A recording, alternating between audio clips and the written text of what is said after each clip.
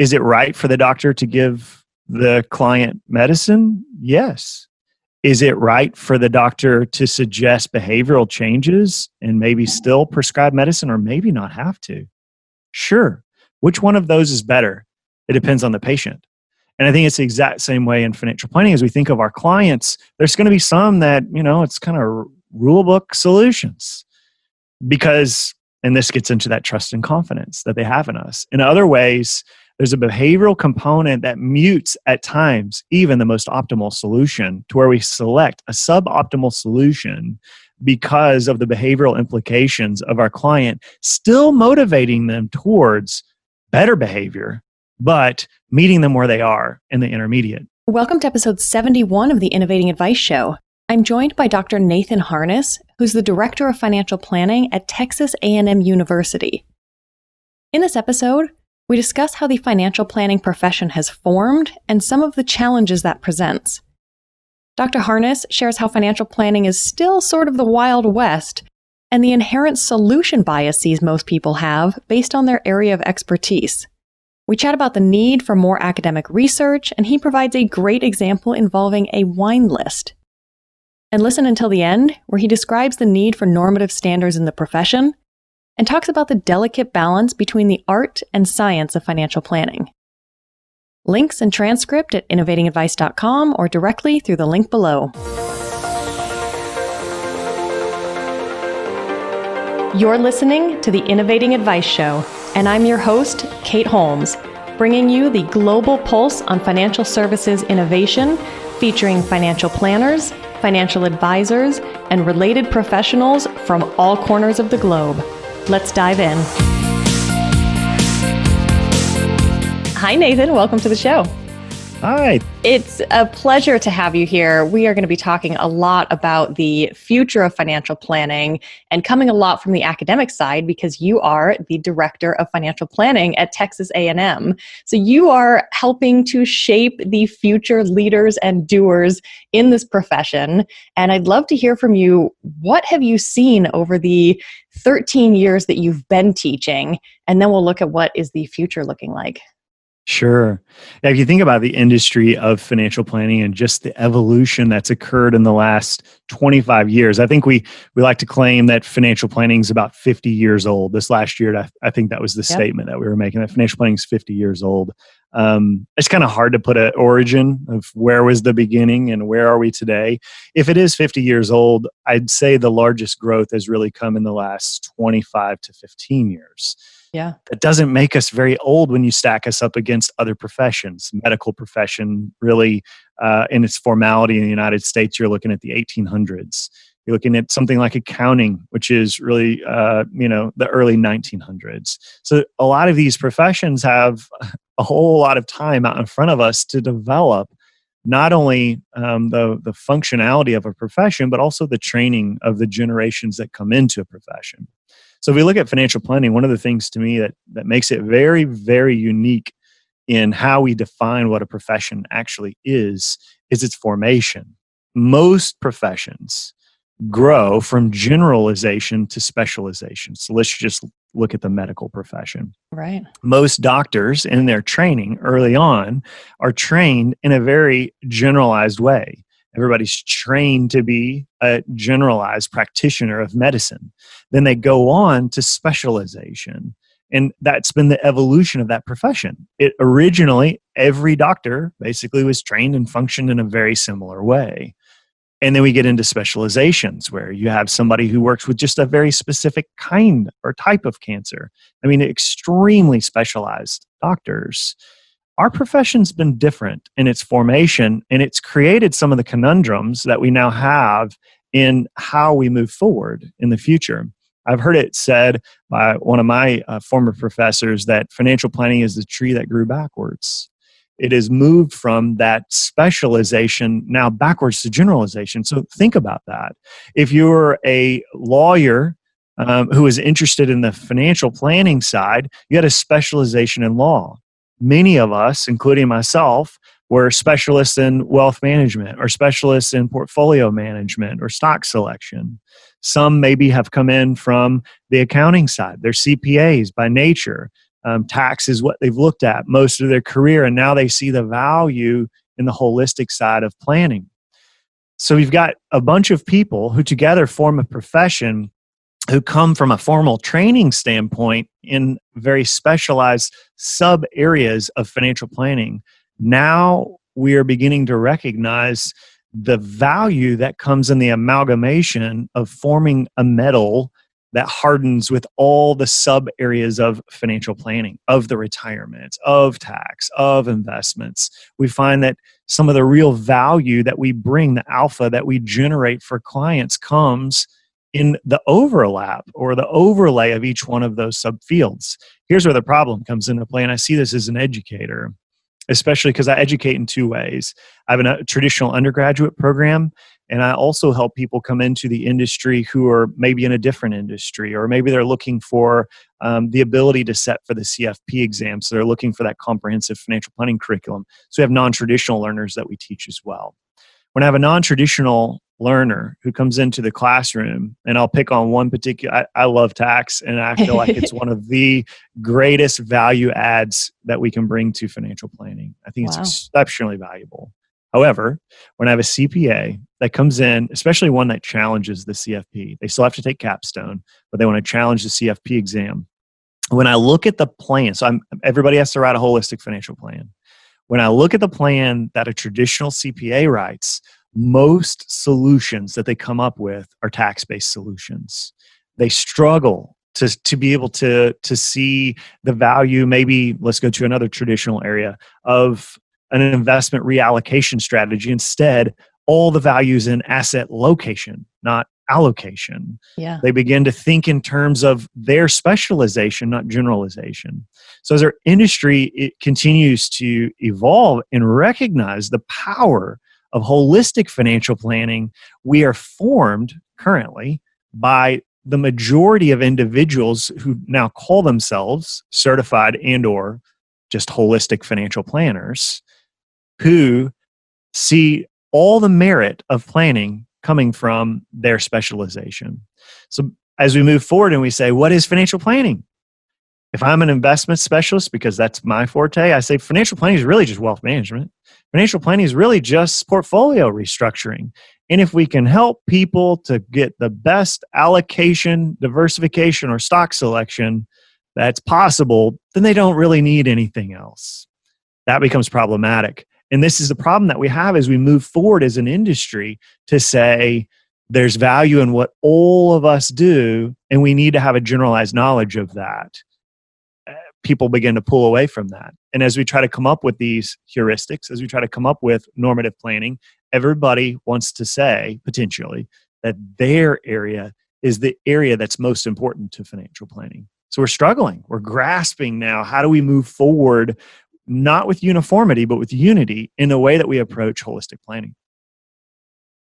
You mentioned normative standards, which we're going to talk about in a bit, but as you're talking and mentioning doctors and lawyers and specialized versus generalized, as you look towards the future, are you thinking that we should go back to or keep the focus on the specialized, but in a way that actually works and collaborates like doctors do, where you're going to, have that generalist, but then say, hey, you need to go talk to this specialist. And that specialist might say, actually, you've also got this issue. You need to go talk to that specialist, and more of a collaborative profession.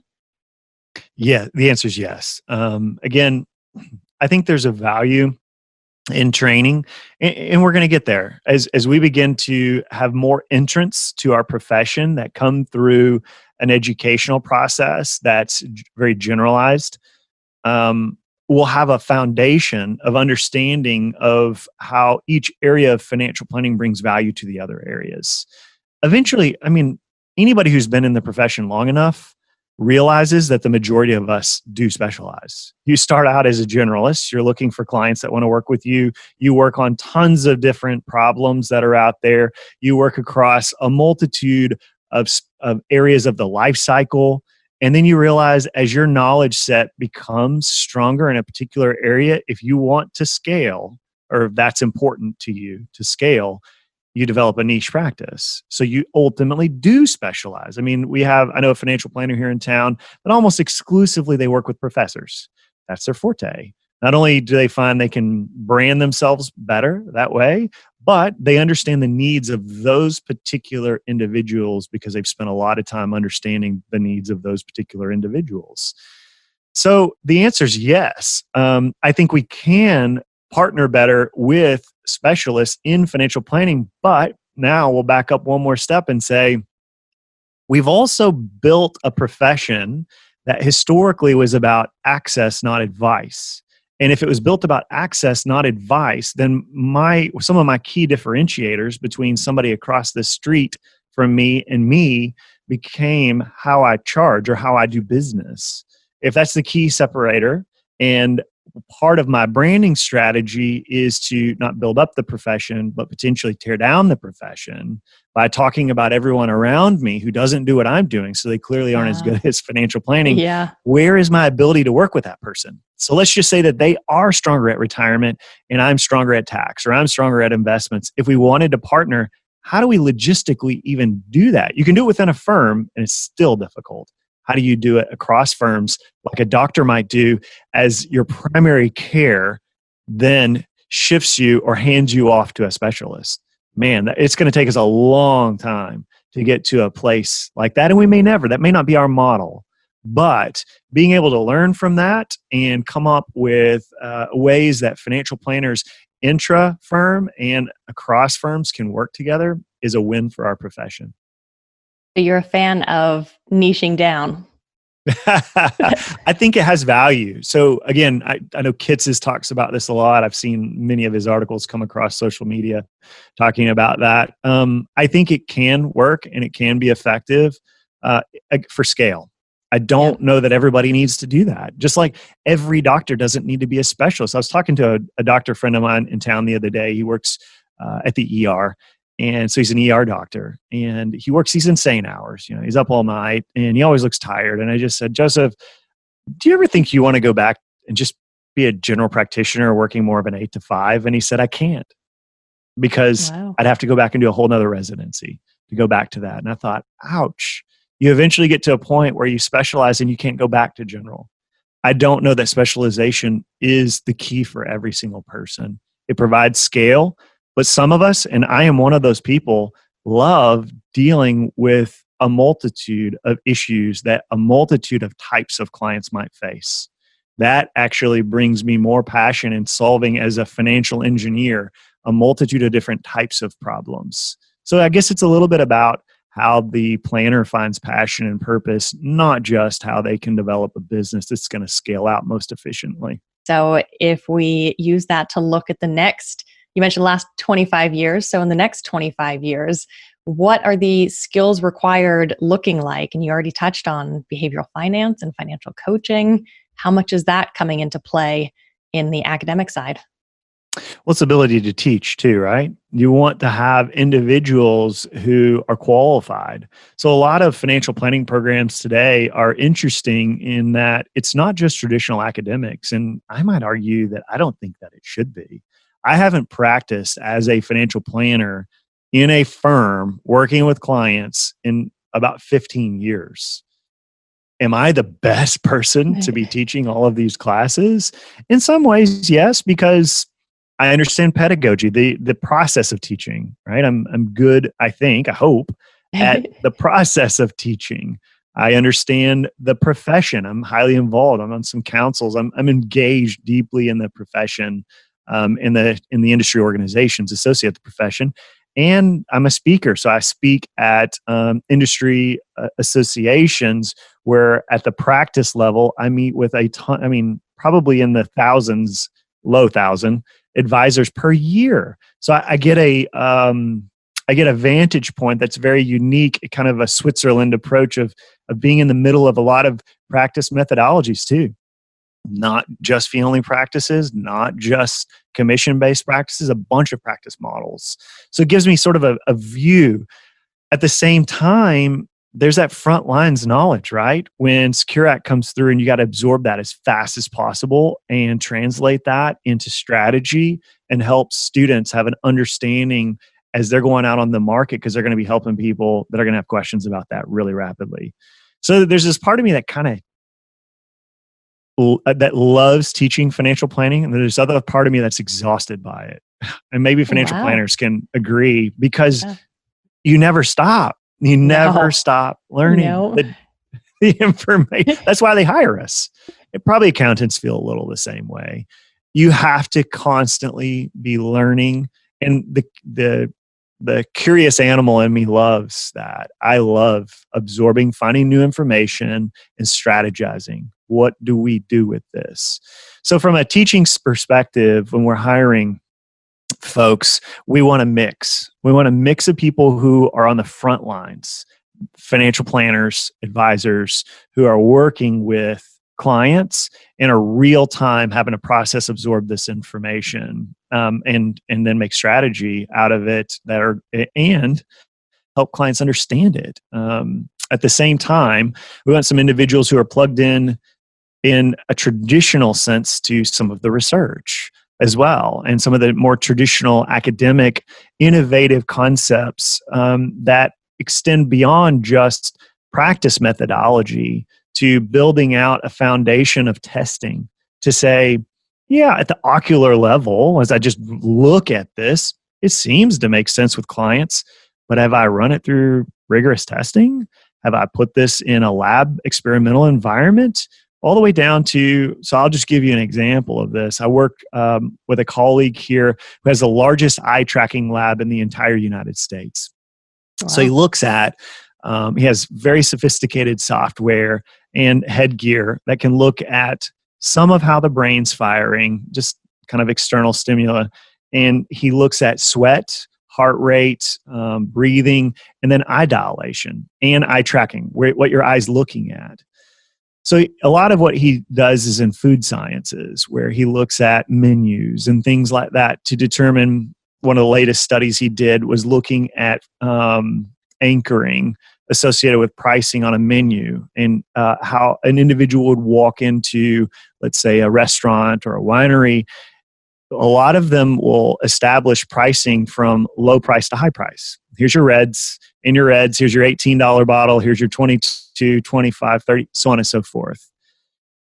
What was interesting is when you begin to eye track them and watch dilation. Dilation of your eye gives you a pretty, at least a marker of internal stimuli, how you're feeling about Yeah. something, and especially when you're controlling the environment for sunlight and other things.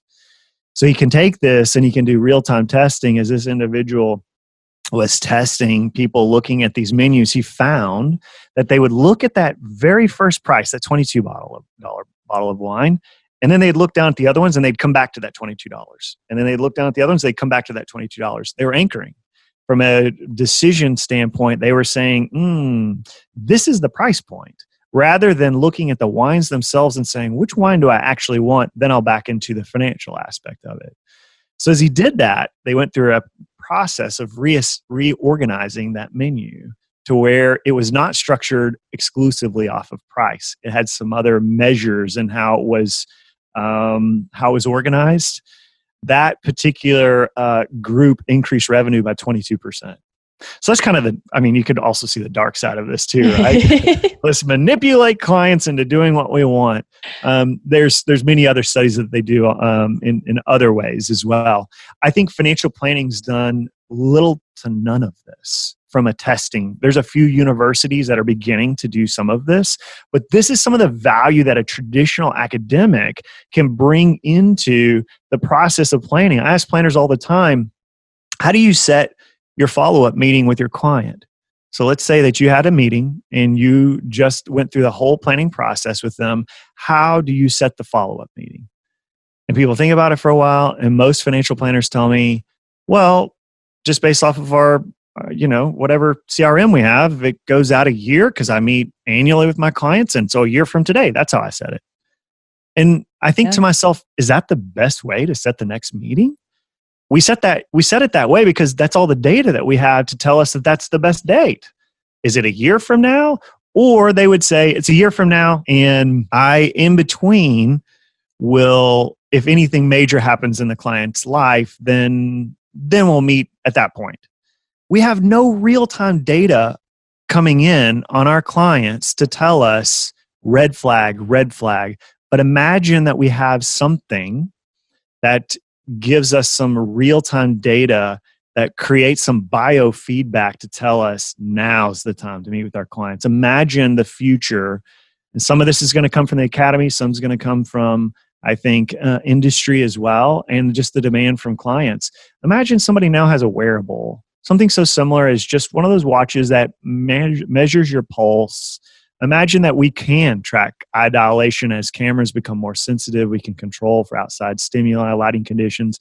Imagine that we can take your aggregate spending data real time, along with geotagging you. I know where your spending was and I know where you were spending it, exactly locationally. That can produce together all sorts of incredible flags that if I put it into a system that creates a ranked system, it may not say that we've got a problem here because Nathan has an addiction to going and spending money at Target. It may be, that's my wife, by the way, not me. It may be that it just tells me, reach out, something's off here. So I believe that we've got this incredible future in financial planning that can allow us so much deeper engagement with clients when we run some of that testing, some of that rigor to what we're actually doing so that we can measure not just the quant, but the qualitative as well, and do it in foresight or at least real time, not just in hindsight, to where we're making behavioral corrections after the fact all the time. So I think the future of financial planning will engage, of course, higher technical, but that's minimum stakes now. The minimum stakes is to have strong technical proficiency in the ability to solve simultaneous financial planning problems real time. The future involves convincing clients that that's actually valuable for them and beginning to have some processes for behavioral modification, if not outright nudging, that we're doing nudging in clients to some extent for that, pushing them towards more normative behavior, don't even realize that they're being nudged towards better behaviors. And of course, there are all the privacy concerns around that, but oh, yeah. setting that aside, yeah, I get where you're going with that more proactive approach. And thinking back, you mentioned normative standards earlier, and thinking about the medical profession and how you were talking about how CPAs approach creating a holistic plan versus how asset managers do. So talk us through first what normative standards are. And I love how you talk about how financial planning is the Wild West. Yeah, it very much can be. How I noticed this first, I kind of always thought that was the case. I teach a capstone class where I create, together with now some advisors and some academics, I create a case that's relatively complex for a student to solve with all the supporting data. So they have to write a financial plan. Another requirement for our financial planning program, which is not a national requirement, it's just a requirement that we set, is they have to do so with a mentor. They have to walk with a CFP through a financial plan and get feedback, because there's things that the mentor can teach them that A, I don't have the time to potentially, or B, they're just not me. So they know things I don't know. What was fascinating is I was beginning to, so you put the same case out, and I began to get the answers, the solutions back as people would write a holistic financial plan. The students would write a holistic financial plan. And you could begin to see the influence of their mentors. It's pretty clear to me the background of the mentor based off of the cases that were coming in. What was fascinating to me, though, is how different the solutions would be. And to some extent, in an organic interaction, that is the case.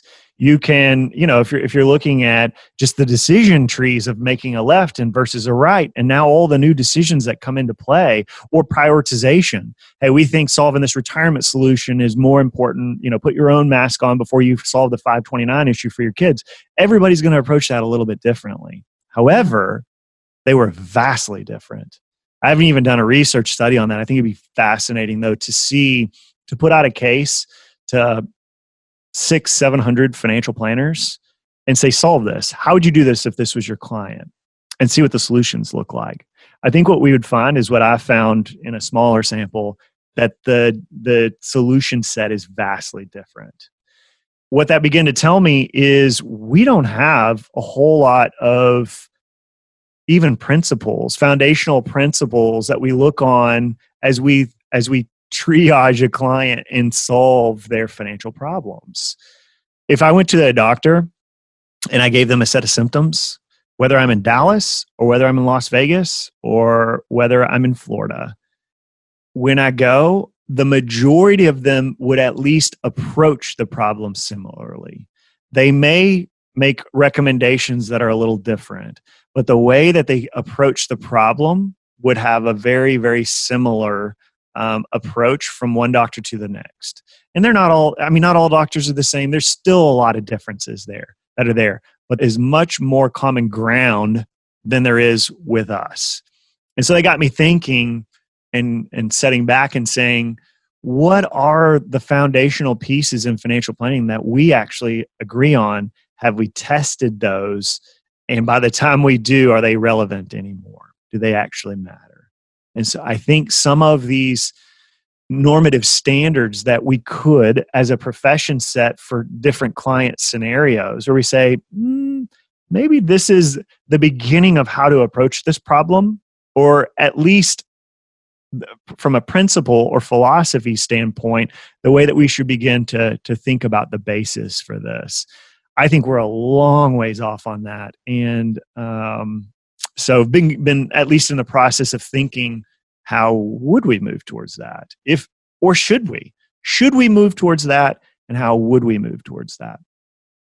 Well, across all those different solutions that you got, then are there right solutions and wrong solutions?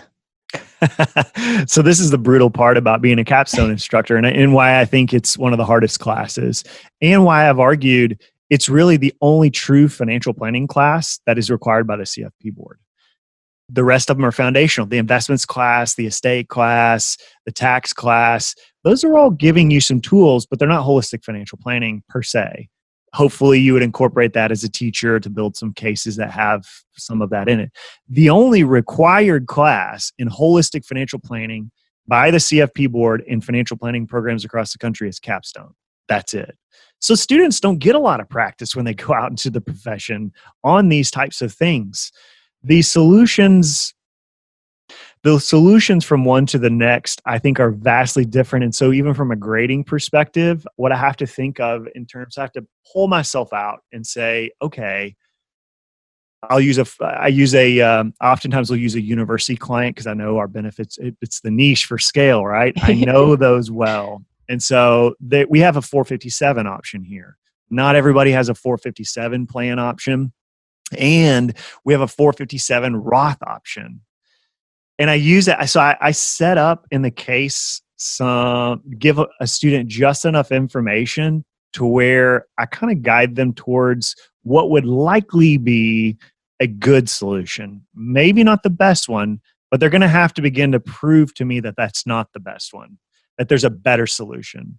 And what I'll see oftentimes, and again, it's inexperience and or working with an advisor who's never worked with a university client or somebody who has access to a 457 plan, they'll go after a Roth and try to fund a Roth. And I also try to bust that by setting income limitations and some other things to where I'm really trying to push them to the 457. I want them to see that that's a possibility for their Roth option. They're just not used to it. They just haven't thought of that, or they haven't seen that before. And so they don't.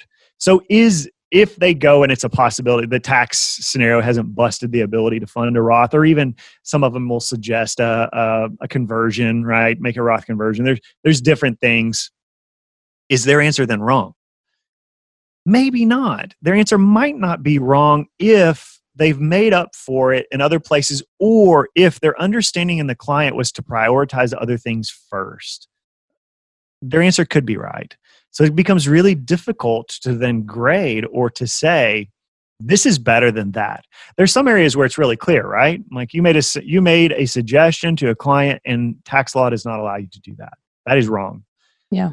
But there's other places where when you can choose A or B, the complexity is which one brings better value to the client.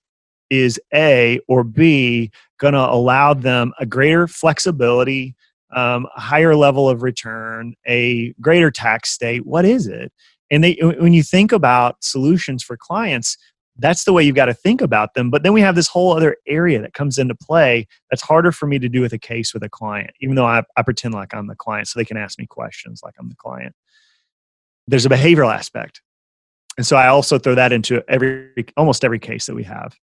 Last year, client inherits an IRA from her father. He worked in the oil industry for years, and the stock that's inside of there is from his company that he worked for, and that's all she remembers about dad. Love dad because of that stock. So is it right or is it wrong for that student to make the recommendation to the client that they sell all that stock? It's tough. I had 30% of students that made the recommendation of the sale, 70% of students that made the recommendation of hang on to the stock. Which ones were right? I had wrong answers in both of those. It's how you approach the problem. It's the way from a behavioral standpoint that you address the client. Some of the best ones, the best solutions that I saw to that probably had worked with their mentors and had understood how to walk through that. It was a way it was communicated to the client. And it was, this is going to be a gradual process. We need to begin to think of, because of your risk tolerance, because of the other exposures that you have inside your portfolio, how we could memorialize your father while simultaneously providing for the wishes that he likely would have wanted for your kids to go to college. Something like that, right? Yeah. Now you've addressed a behavioral component, but I don't teach a lot of that. I don't have time, unfortunately. I have to interject that into some of the failures of how we build a financial plan for people to learn. Some would argue that that can only be taught by being in the profession, and I don't agree with that. I think that a lot of it, I've heard it said this way, that knowledge comes from learning, but wisdom comes from experiences understood. And wisdom is really where we want to get to as financial planners, because it is that experiential side of going, aha, I now understand. However, I believe even that wisdom component can be overlaid and interjected with students.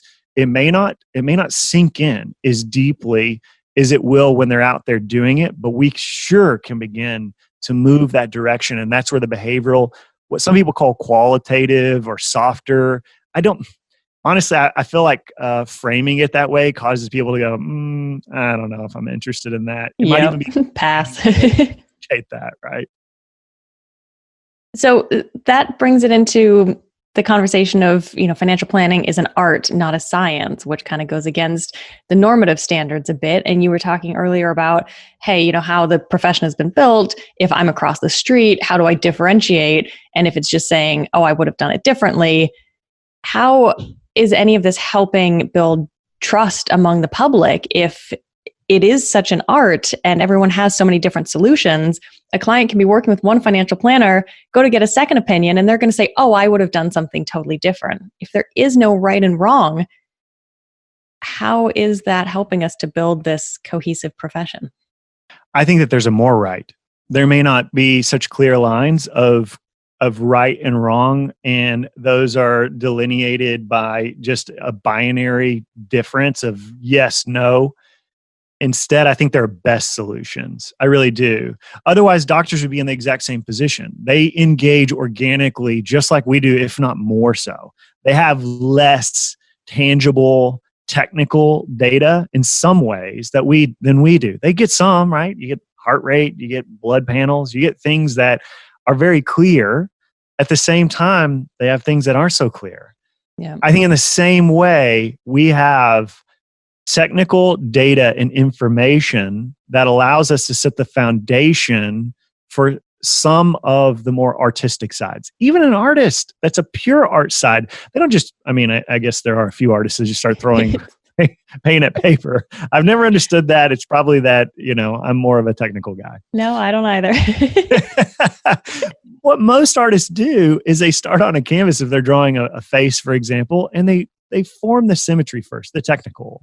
They go in and they produce a circle with lines through it as they're looking for that golden ratio. Golden ratio being something that's appealing to the human eye because of its mathematical underlay.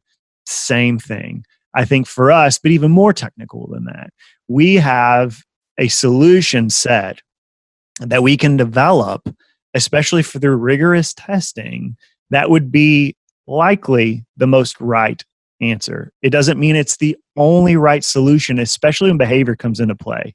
Again, going back to the doctor analogy, I was talking to another ER doc friend of mine who said that because I was asking him, I'm looking for a new doctor right now, a new family doctor.